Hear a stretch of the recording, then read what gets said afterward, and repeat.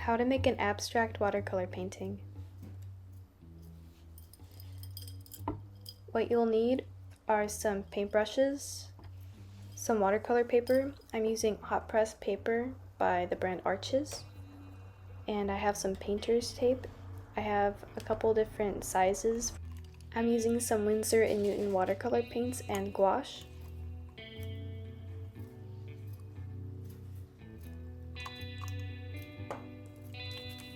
I'm using the colors red, yellow, and blue, and I also have violet, burnt sienna, and Payne's gray. You'll need some water and a paper towel.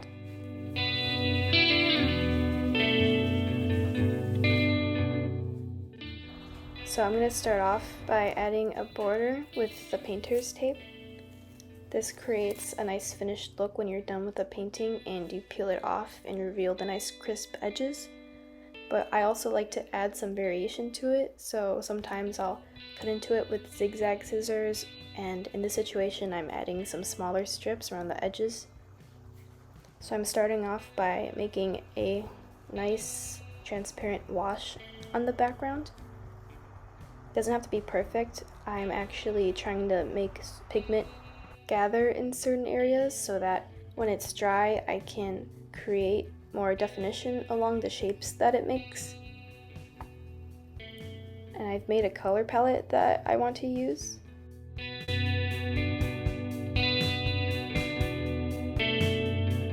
And I'm using a soft brush to dab on the darker, like warm tone colors and creating some shapes that I kind of see in the background of the yellow that I've already laid down.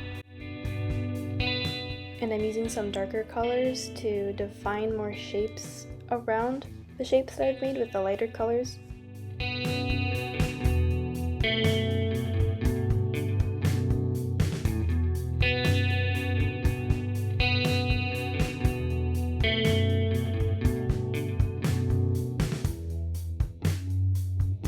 When you're painting watercolor, you don't really need to have an idea in mind. You can just sort of see where it goes, and that's what I've done right here. I've added some intricate little designs where I've seen like the watercolor and the pigment collect in certain areas.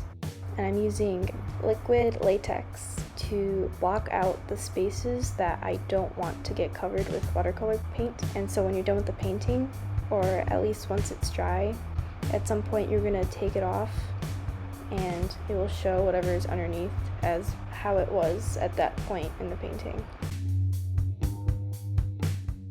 So right now I'm painting around the liquid latex. After it has dried, you don't want to paint on it while it's wet. It's going to mess everything up in your paintbrush.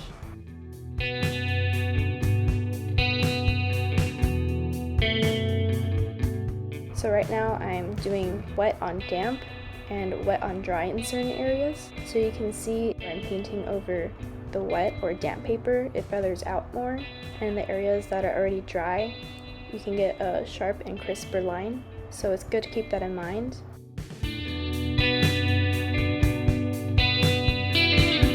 Another good way to speed up the drying process of the paint is to use a blow dryer, and you can go over the paper until it's completely dry instead of having to wait.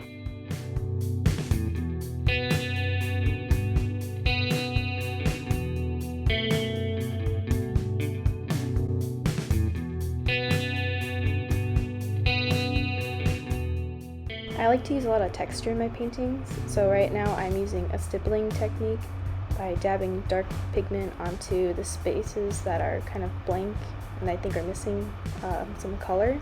And right now I'm using a paper towel to dab away some pigment that's collected in certain areas that I don't really like the look of.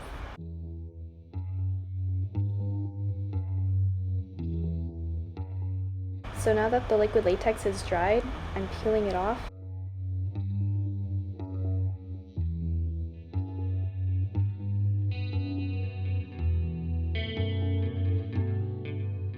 And so now I'm taking off the painter's tape to show the clean border of the painting. And then I add my signature on the bottom. And this is what the final product looks like.